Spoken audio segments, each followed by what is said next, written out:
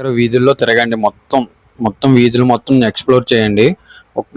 మామూలుగా చిన్న చిన్నవిగా ఉంటాయి. ఇక్కడ నుంచి మనం అలా తిన్నంగా వెళ్తే ఘాటుకు వెళ్తాం అనమాట. కొంచెం నడుచుకుంటూ వెళ్ళాలి. అక్కడికి మనకి గుడి లోపల దర్శనం చేసుకోవడానికి ఇంకో గేట్ వస్తుంది. మొత్తం 4 గేట్లు కదా ఉంటాయి. ఇది ఒక గేట్ అనమాట.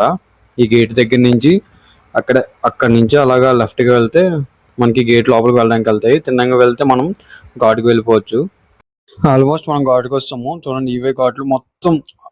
ఈవినింగ్ టైంలో ఘాట్లు మొత్తం ఎక్స్ప్లోర్ చేయండి. ఒకటి కూడా వదలకుండా మొత్తం ఎక్స్ప్లోర్ చేయండి. మంచిగా ఉంటది. ఇటుపక్క గంగా నది, ఇటుపక్క కాశీనగరం.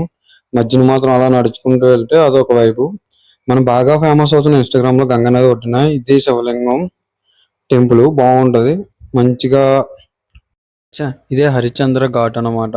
అంతటి మహారాజు హరిశ్చంద్ర కాటకాపురికి ఎందుకు మారాడో స్టోరీ ఉంటది అనమాట. ఆ స్టోరీ మనకు అంత ఐడియా లేదు.